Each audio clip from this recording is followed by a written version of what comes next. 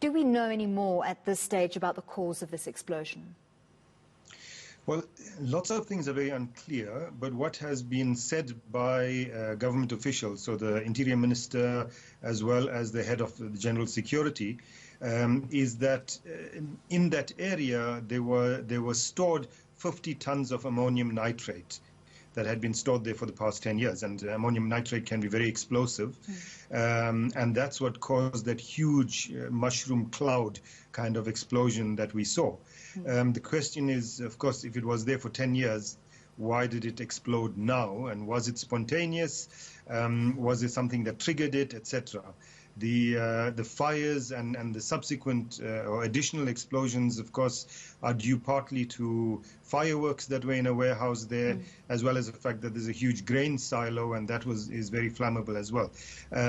There's been lots of speculation in the past few hours, everything ranging from it being Israel that was responsible, to Hezbollah, to other things.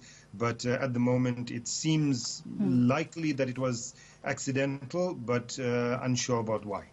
So that speculation around the involvement possibly of Hezbollah is due to the fact that a verdict is expected on Friday in connection with the car bomb killing of Lebanon's ex-Prime Minister Rafik Hariri in 2005.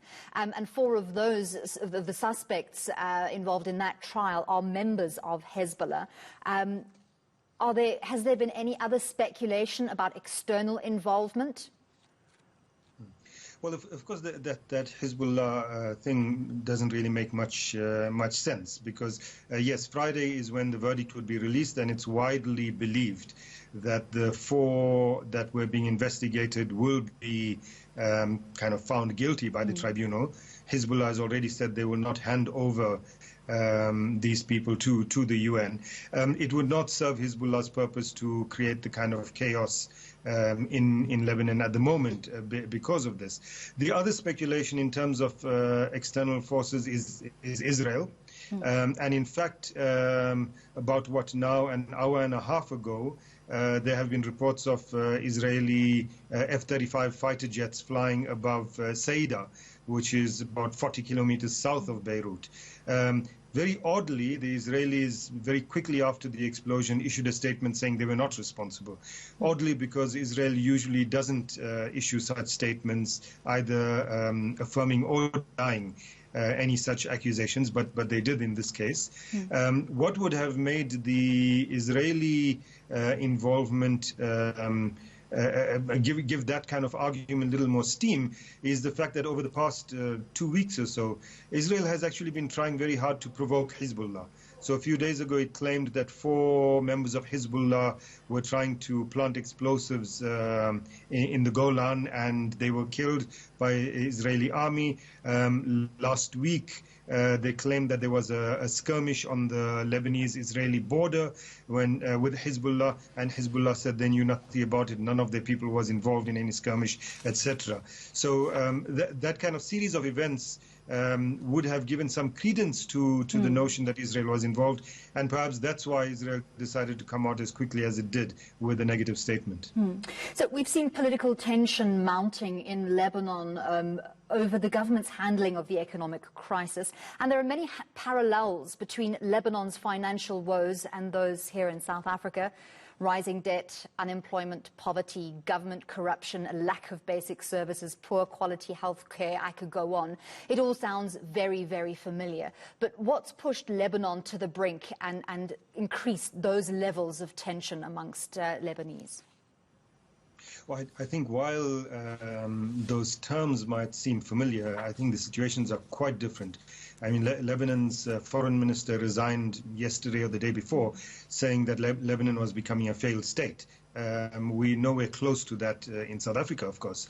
But the socioeconomic indicators over the past few years, not just now, have been worsening to a large extent. Unemployment going up, inflation going up.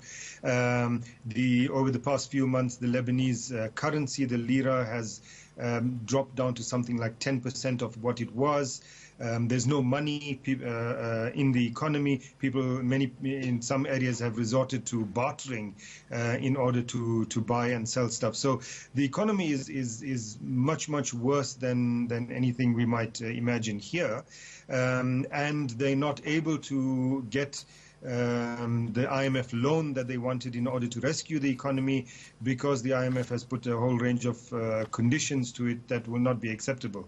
To add to that is the fact that, and the protests we've seen taking place in Lebanon from October last year, one of the big targets of that protest is the kind of comfort of the political elite in Lebanon, which seems quite detached from ordinary people and the sufferings of ordinary people. And it's a political elite that is also, in some ways, the economic elite. It's them who have shares in electricity supply, in the banks, etc. And they're propped up by a political system that is sectarian-based or sect-based, which is also what the protesters have been calling to be removed. So these political and economic factors together have helped to bring Lebanon to the crisis where it is at the moment.